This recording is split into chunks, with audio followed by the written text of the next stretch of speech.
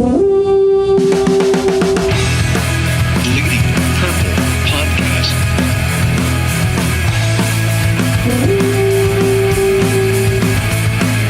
This is a 52-yard drive left hash with 31 seconds to go. Snap, spot, kick, up, distance, fine. It is no good. He missed it. Talk good and loud so they all can hear you. Make a short speech so they all will listen to you. Then sit down so they all will like you. Thank you. Tickled his foot, he's in a good place. I want Teddy. I don't want him going somewhere else. Welcome in, everybody. Welcome in to another episode of Bleeding Purple, a podcast about the Minnesota Vikings. My name is Tyler Haig, and I am joined by Adam Patrick. Hey, Adam. Hello. This past week, the Vikings win 33-16 over Cleveland in London. Case Keenum winds up 27 for 43, 288 yards, 2 touchdowns, and an interception that wasn't really his fault. Yep. McKinnon killed it, 122 yards. Thielen finally got a touchdown. But as the game was winding down, as the seconds were winding down, I found myself thinking, I was super underwhelmed by the performance. Am I focused too much on the first half? What did you think? What was your general impression of the Vikings' performance for this game? Oh, yeah, it was underwhelming. But, they definitely played better in the second half. The first half, I saw your tweet of an all caps trap game. Yeah, right after the Browns scored. And I was going to mention this too. And then Slaughter's warming up. And they're showing. Oh, when he got hit, yeah, on the sideline. I was like, I saw "Oh my that god, too. It's happening! It's all happening." I was like, I don't think so. But yeah, I don't know what it is about those London games. It's just weird over there. Players just I think it just makes it a really even playing field. It does, yeah. Except Except for the 3 games before that were in London, which were all blowouts. So I don't really know. They all have such a weird. There's like a much longer period of time where the teams have to get acclimated with one another. It feels like it's the games are more even for a lot longer than they should be, and then one team winds up being like, wait a minute, we're so much better than these guys, and then they like the Vikings did this week and score in bunches. I'm thinking I thought underwhelming. But they scored 33 points, which is the second most that they've scored all year. Keenum had a good stat line. It was underwhelming, but they did enough good things in the second half to play well. What did you see from them, especially offensively? What did they do in the second half that allowed them to stop sucking? Well, I think they stopped trying to go deep with Thielen and Diggs and just settled for what they're being given, because the Browns were playing some weird defense with their safety that was 50 yards back, which was odd, but whatever, it stopped the Vikings from doing some of the stuff they like. But I think we're kind of expecting too much out of the Vikings offense. We see that they have all these tools, but that's not the kind of they might be built for a high-powered, a shootout, but that's not the kind of offense they want to run. They want to run more ground and pound. They want to, ball control stuff. Yeah, control the clock or control the ball and run the clock down with the run game and stuff, and then, play good defense. But, occasionally, they'll take some shots downfield, but they're not going to do that the whole game. They're not going to run out of the shotgun like the Rams, the whole game. But yeah, I think some people are expecting a little too much out of the Vikings offense when it's not what they're aiming to do, Yeah, especially if the goal for the coaching staff isn't to score a ton of points. And the Browns defense isn't that bad. No, it's not. And I was kind of looking at some of those stats, especially their run defense. They're not awful. They weren't awful, and you could see that in the first half that Yeah, like they held the Titans to 9 points or whatever, the 12 points the week before. Their offense is really bad. Yeah. Yes. Their defense is what's been, giving them some sort of chance in any of these games. Agreed. And that's where I'm at, where like I found myself again, like I left, that game got over and I felt so underwhelmed, but then I started thinking about it and they did everything that you would want them to do. They kind of controlled the game. It was never really, it was in doubt when, obviously in the first half, at the end of the first half, but they moved the ball well in the second half and scored enough points to be, with the defense that you have, 33 points is going to win a ton of games, not just a game against the Browns in London. Yeah, I think sometimes as Vikings fans, we don't know how to react to a team that's 6-2, and we try and like nitpick at like the slightest things that they could do better when, at the end of the day, a win really is just a win. Yeah. And that's all that really matters. It doesn't matter that he threw an interception that was tipped or whatever, or he only threw one pass over 20 yards or whatever. Yeah, those stats tend to like really bug me out, because it's like there are game situations where pushing the ball down the field is the worst thing that you can do, and people tend to focus on, his average yardage per throw was malarkey. It's like, well, if the game situation, sometimes a bunch of checkdowns, although it's like boring to watch, sometimes that's the best decision that as a quarterback you can make, and you have to make that decision, Yeah. Especially if that's all the defense is giving you. Yeah, exactly. If all your guys are covered, you don't want to. Well, there is a time to push it, and there is a time to. And I will agree with this. In the previous couple of seasons here, I would agree with the frustration on some of those checkdowns and wanting Sam Bradford last year to push the ball down the field more. Like I get that. I wanted that too, but. Mm-hmm. But again, with the offensive line, what was he supposed to do? Get destroyed or check it down? To me, that's an easy call. It's a different offense too than they've been running. Like it seems like they're running more deep plays, but they probably actually called more with Norv as the offensive coordinator. But they just had to you had to drop back 18 steps and then wait for the route to develop and. Hope that Matt Khalil can block for more than half a second, which ain't happening. But this year they're just like, okay, just throw it here, no matter what. Yep. Like drop back real quick, just get rid of the ball. Like don't even give the defense a chance. Yeah, exactly. Speaking of defense, the Vikings defense were they in their like base defense, the base 4-3? Now that we talked about it, like them not playing it hardly.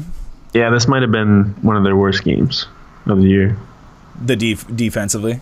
Yeah, I think they might have maybe underestimated the Browns a little bit, and they're like, oh, this is really easy. Exactly. I tweeted that during the game. I was like, I don't know how they did it, but I think they managed to underestimate the Browns' passing game, because it looked like it wasn't ever even a thought for that defense. They were more concerned with stopping the run, and I think at times it hurt them.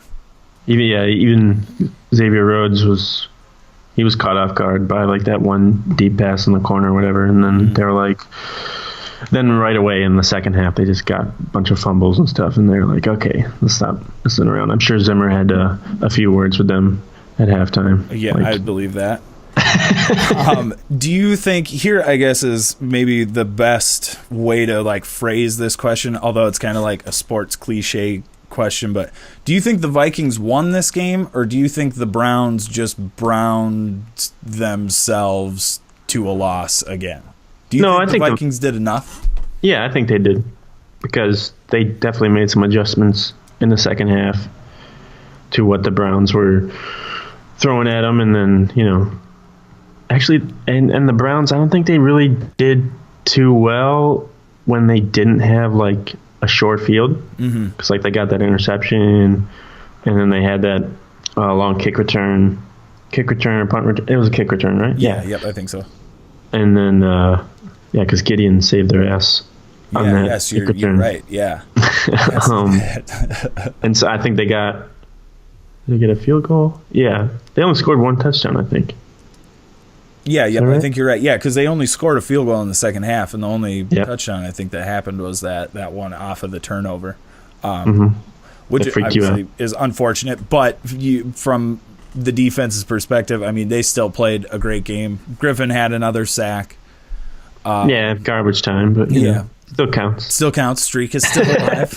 It is. What do you think about Trey Waynes? Didn't exactly have an awesome game, but I'm starting to think that Trey Waynes is basically as good as the refs allow him to be, as far as how they're calling a game. Because there are games where it's so obvious that he's not going to be. Or how do I want to say it? Games where it's so obvious that quarterbacks like an Aaron Rodgers or somebody are going to see that he's grabbing, see that it's getting called, and go after him and go after him and go after him. Yeah, it's different when you're playing against like a rookie, like Kaiser or Trubisky or something. They're not going to probably do that. They're going to be like, I'll just throw on Xavier Rhodes, and then they'll intercept that. Exactly.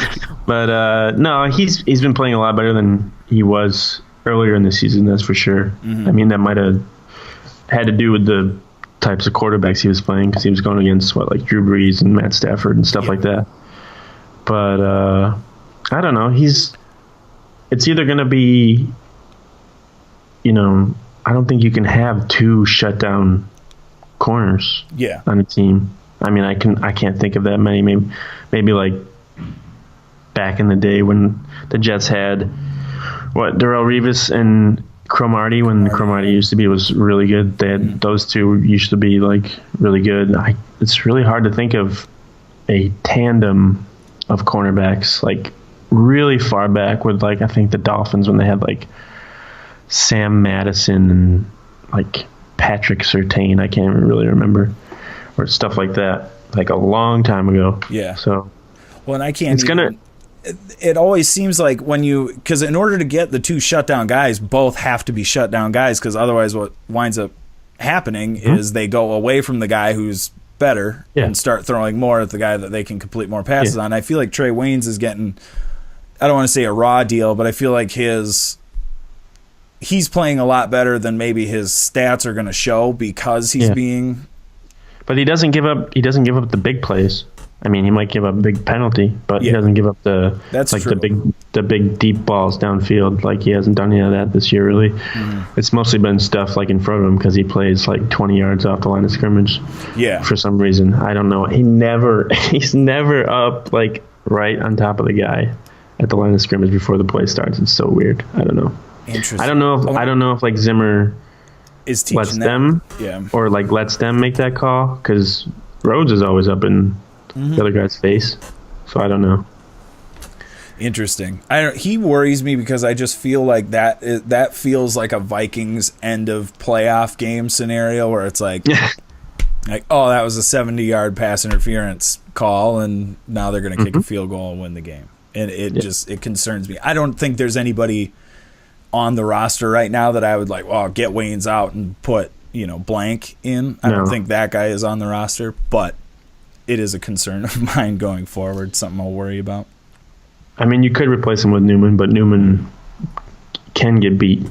He's not not 21 anymore. No. He does, though. That guy, Newman, he's so fun to watch. He's always sticking his nose into these plays. Like, he's always making a big tackle. He's always he's always in the right spot. What was that?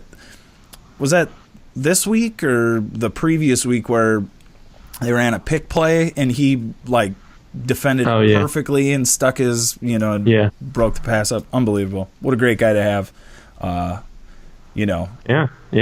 kicking around in that defense, man. He's probably been one of the reasons why their run defense is better, because they can keep him in there without having to put another linebacker in there to mess things up. I think you won the prediction segment from previously. Because 30-6. Yeah, what'd you guess? I think I had them scoring 3, and I think I had the Vikings at like 20 something. So we'll give it to you. I don't know. Your numbers look closer. I don't want to do math. Yeah, I checked that when they had 30 points yesterday. I checked because I had a prediction on the Viking Age or whatever, we do it every week now. Mm-hmm.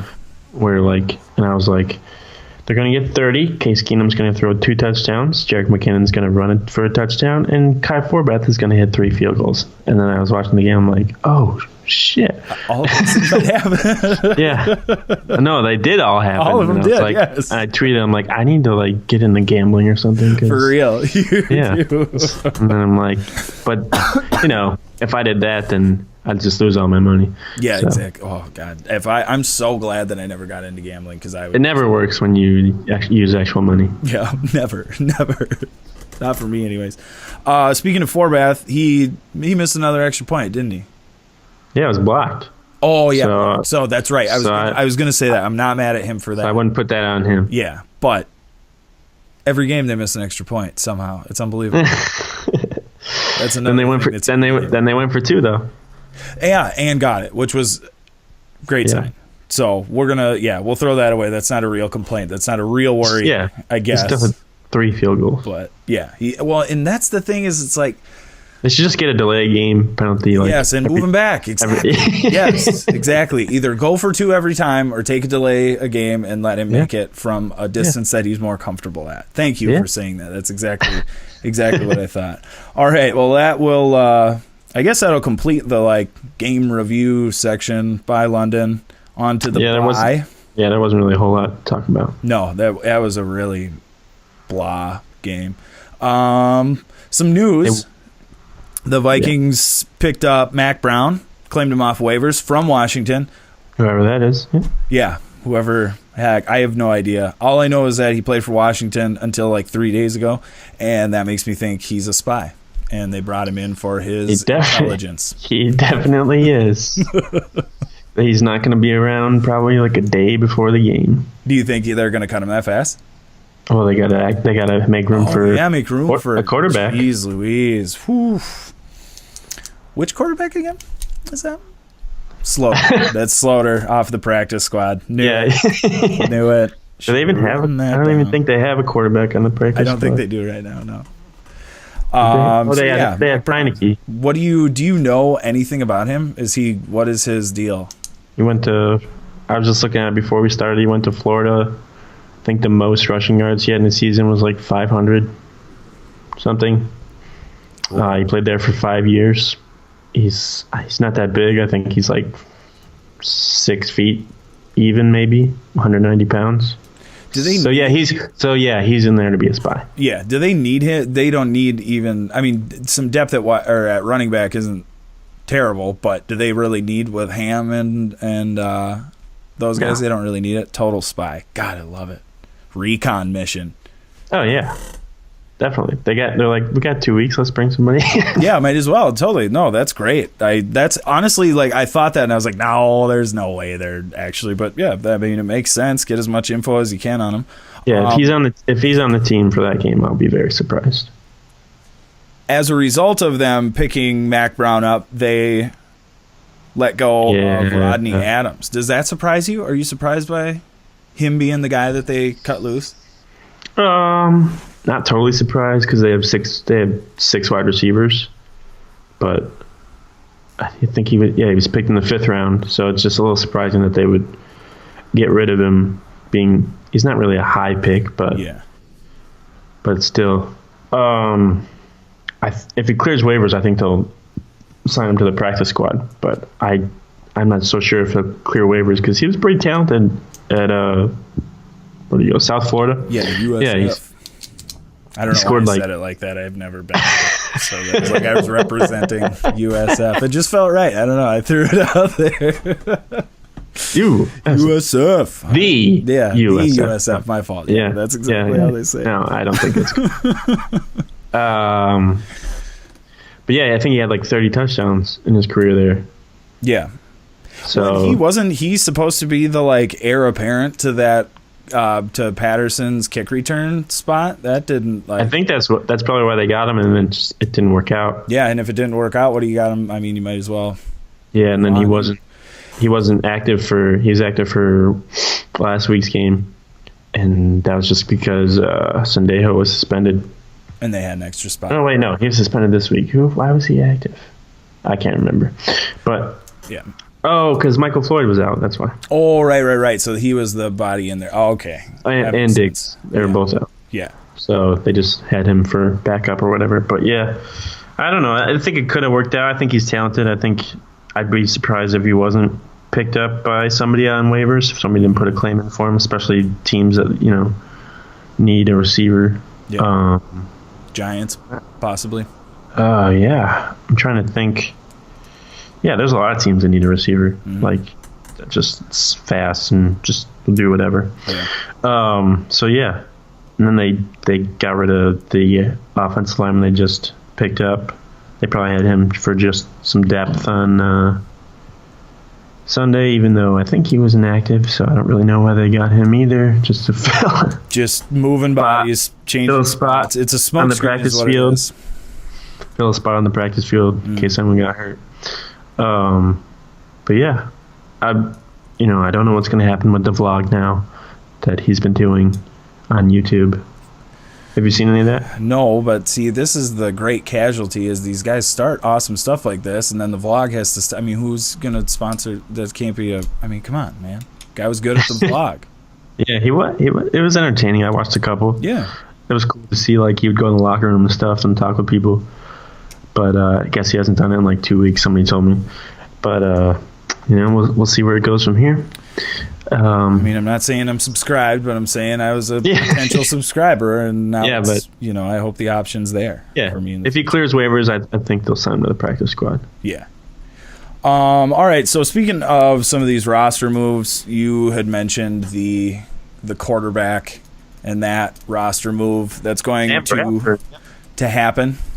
Yeah. So give us the lowdown. What's new with Bradford? Still hurting. Still a busted knee. So when they bring Teddy back, let me pose it this way. If you were the head coach, who would be your starting quarterback going forward this year? Are we talking?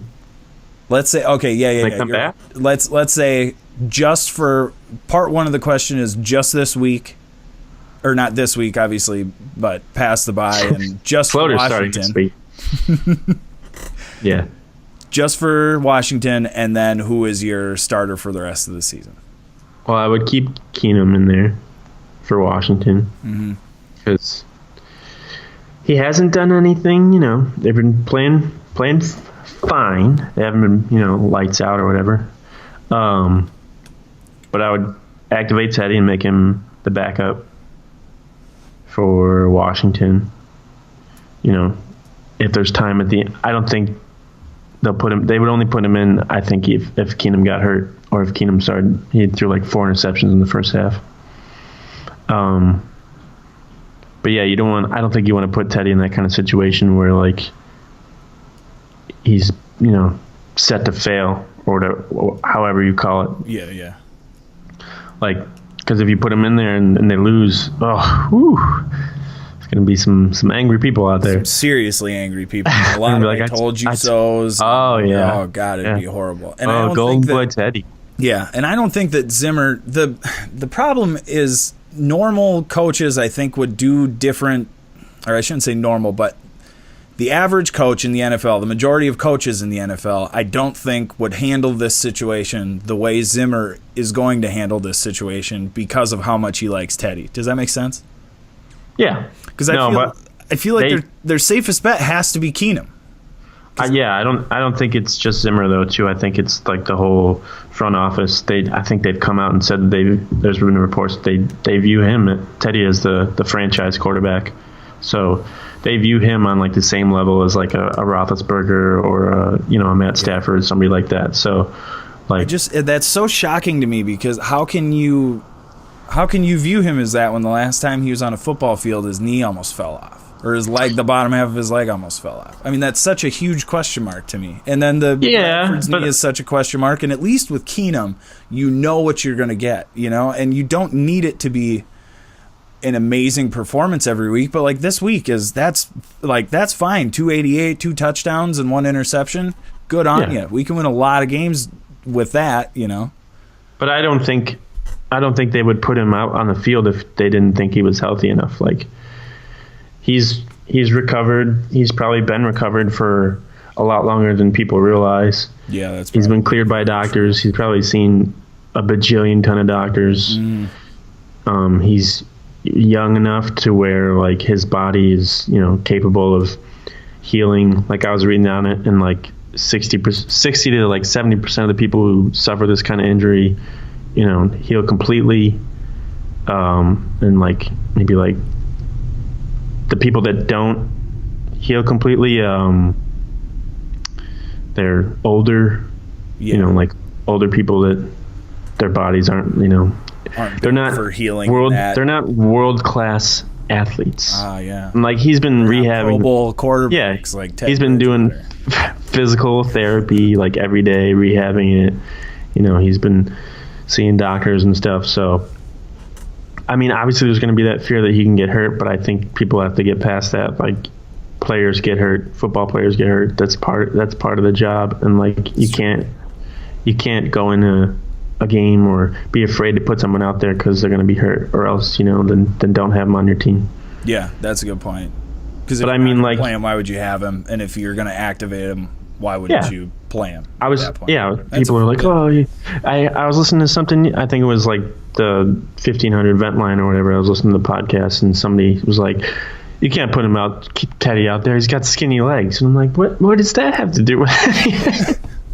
Have you seen Bradford's leg? Yeah, I was listening to the Mackey and Judd show today, and they actually talked about that. He's like, chicken legs. What? Like, 3 people called about Teddy's chicken legs. It has nothing to do with, like, if anything, his knees would be fine then, because they'd be able to hold up, you know, his thin legs. Totally, and bend all goofy like chicken legs. Oh yeah. Well, speaking of knee injuries, did you see the Miller? Chicago. Jack Miller? Oh, yeah, my God. people were saying like that's pretty much what happened to Teddy. Yeah, the Teddy injury only like in live time. And I was reading today that that's like emergency, what did they call it?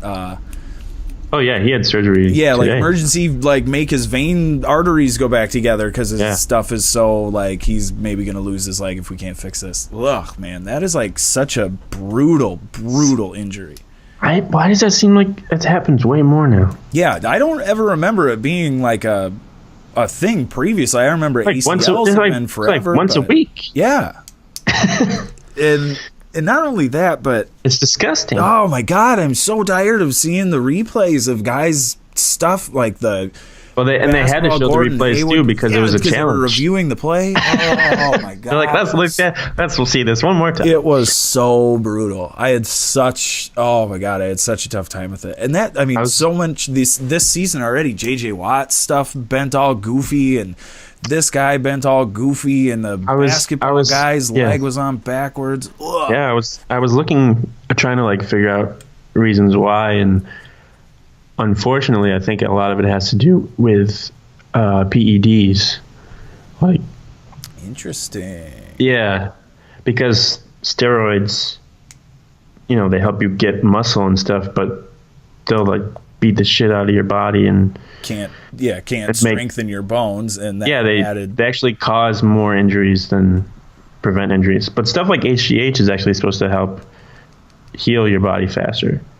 But other stuff like steroids and stuff will just like mess you up, which is kind of weird because do you remember before Teddy got hurt how like his arms were a little bigger than they were previous years? I'm not saying he was just saying. Yeah, but it's just when you see guys like JJ Watt go down, who's a giant person, and then you look at their like the testing that they are, you know, it's like I mean we're kind of testing for it a little bit, but for how long in the NFL has it kind of been like just, you know, the look away kind of a thing? I was going to say, do you think if JJ Watt tested positive, they're really going to be like, oh, he's suspended? No. Or suspended for like a long, especially this season after the Houston, like, like all the money he raised for like, oh yeah, by the way, you're suspended 10 games because you tested positive for everything. And I guess with like the HGH stuff, like it can be undetected after like a couple of days or a week or something with the tests that they have going now. So like they can take it all off season and not, you know, and have it be no issue for them when they're coming back and getting tested randomly. But it's definitely two different things. Like But yeah, I was looking at that and I'm like, yeah, players are like super huge now, and then the injuries they suffer are like way more drastic. More gruesome. Yeah. It's not like a finger or a broken hand. It's like your leg is falling off. Yeah. And we need to support this, or you're not going to have a leg anymore. Yeah. Ugh, it's so gnarly. But back to Teddy. Yeah, I think he'll be the backup for Washington. I think he'll probably be the backup at least until Thanksgiving, like I was saying last week, or until Keenum, gets hurt, knocked out of the game or something, or just plays like crap.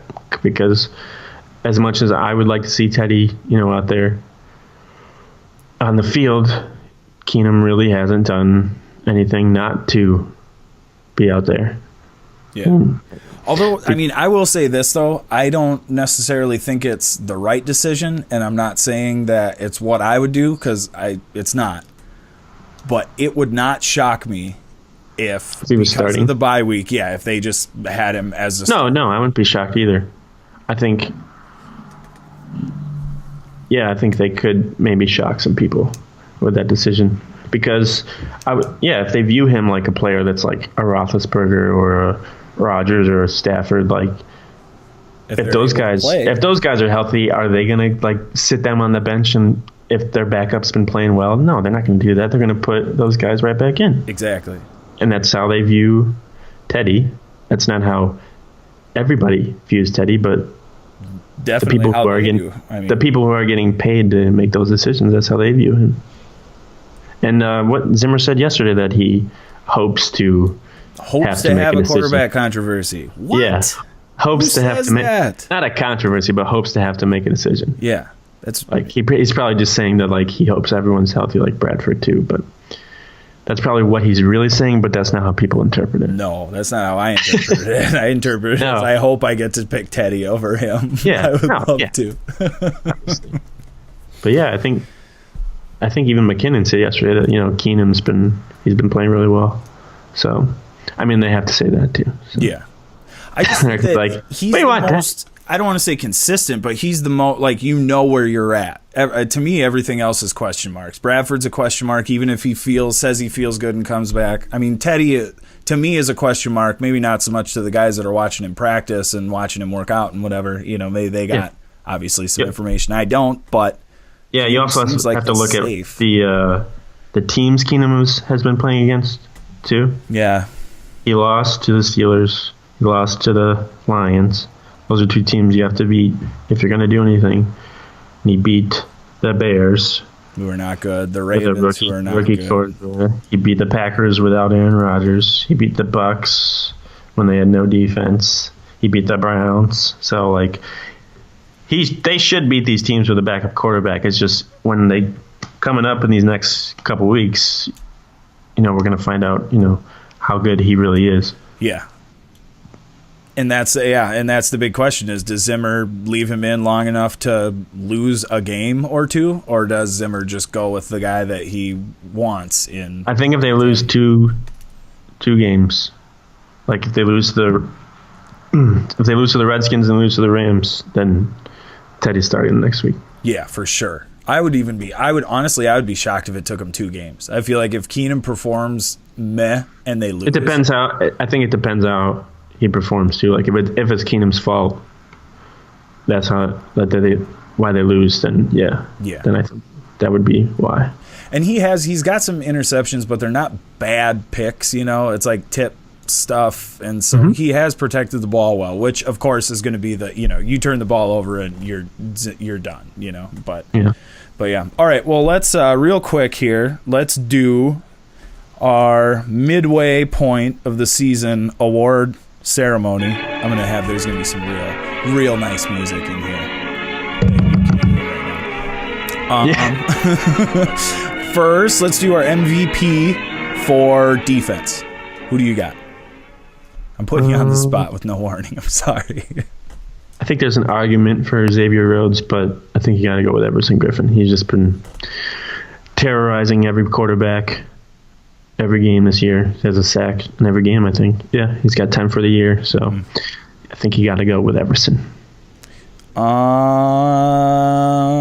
I'm just going to agree with you. You can make a case for a lot of guys. Harrison Smith has looked really good. Barr has looked really good, but I think Griffin and those stats are hard to argue with at this point. So I will agree with you. MVP on offense. I'll go first on this one.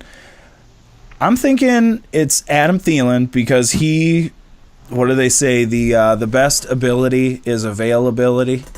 And he's played every game. He's always there. He leads active in like almost every game. So he leads NFC receivers in catches. So he's doing pretty well. Yeah, and in receiving yards so far. So I think that's pretty good. Yeah, I would agree.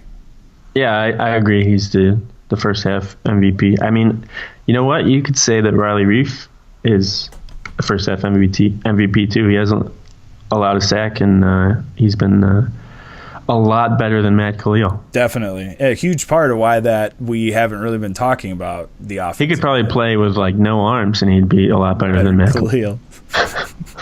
I will say this though, I am enjoying those Twitter threads of him just like of Panthers fans being like, so what's awesome. Going on? Who blocks like this and gets paid? Bring back Remmers. This guy. Oh, it's so great. All right, who is your MVP on special teams? There's not many choices, but we'll go with Kai Forbath. You're going to go Forbath? Not me. Despite his 15 missed extra points. But see, not me. Too many missed extra points, Kai Forbath. You fix that, you could be the special teams MVP. Maybe. For now, it's going to Marcus Sherrills because I like him more. Man. And he makes tackles, too. He doesn't just return. He's a gunner, and he's good at it, and I like watching him play football. He's good at everything he does except play defense. Yeah, exactly. Oh, that, honest to God, that's like the one thing that just like seeing Sherrills go out, it's like, oh no, he's playing. Yeah, because that was like 2013 when he was like a starter on defense. Oh, that was rough. They gave up. I like the dude, so like I don't, but yeah, if he's playing, a bunch of snaps on defense, he's been on the team for like 7 years. Yeah, forever. And a guy that is always on the bubble every year. It's like, is he gonna make them? Yeah, he'll probably make the team again. Yeah, Marcus Sherrills. That's my MVP anyway. I like that. You got maybe some most improved. Most improved. Most improved. Can I just pick the offensive line in general? Yeah, you can do that. Because that is such a relief to not have to deal with how bad that offensive line was last season. That is. Yeah, I think you can go with Jerick McKinnon too. Yeah, he's been awesome. I always liked him. That has a lot to do with the offensive line. Yeah. I thought McKinnon the last couple of years was not being used as well as he could have been, and Shermer seems like he is. How do I want to say this? Because the screens are one thing, and sometimes the screen play can bother me when it's overused, but they're obviously recognizing that getting that dude the ball in the open field is an advantage for your offense, and just alone is. Well, he had when he was in Philly, he had like Darren Sproles, so he got used to somebody like that. What about on defense? On defense, most improved, I might have to say Sendeo, because he. Really? I don't know, when he's in, he plays consistently, and I had a real tough time with him. What's consistent for him? Well, I guess. I don't think he's gotten burned this year. No, he hasn't gotten burned, and he's made big. I don't want to say big hits, but like he's been around the ball more than I remember him being around the ball all last season.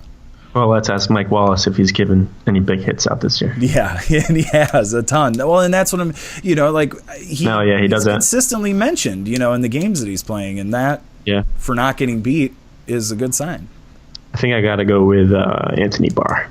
Yeah, good call. That is maybe a better pick than my pick. Because I don't know if he was hurt or whatever last year, but he must have been, right? He's just been crazy this year. Not like even past the fact that he knocked Aaron Rodgers out for the rest of the year. Mm-hmm. But like he's just been. It seems like he's been wherever the ball is this year. He seems to be very, very close. Yeah, and it's like his. What was that, his rookie year, the year before last? Where he was just everywhere. His first 2 years, yeah. Yeah. Like so it looks like he's back. What about your top rookies? Oh, top rookie. I'm going to go top rookie on offense because of the injury to Cook. I'll go with Elflein. Yeah. Oh, yeah, that's so sad. I forgot about that. Mm-hmm. Well, and I had to push him out of my mind because I don't want to be sad about, but he was. How did you looked really good? But how did you feel that day when that happened? I was sad, but it was one of those.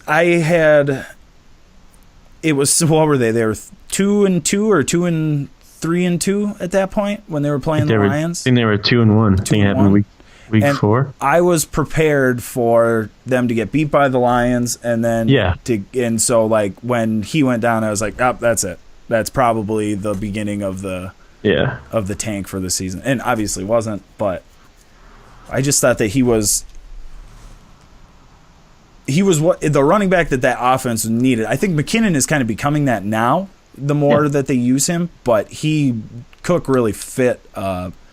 They had a mold there, and he fit that mold like perfectly. Yeah. I just felt bad for him because he was playing so well. Yeah. But yeah, that was fun.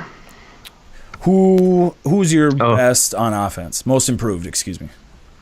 Oh, most improved? Yeah. Today, I said McKinnon, didn't I? Did you? Oh yeah, you did. You're right. My fault. Yeah. But the rookie, I'd probably have to go with Elflein too. Yeah. Just because he's been starting from day one, and I'm sure Pro Football Focus gave him like a bad grade or something, but we haven't really heard any bad things about him, and he's been doing well in the run game and stuff like that. Yeah, it's so refreshing to not guys are subbing out on the offensive line, and I'm not real sure who's in because they're not saying their name because they're not letting a sack happen the minute they come onto the field. Even what's his name, Isidora yesterday. Yeah. He did well. It's phenomenal. I love it.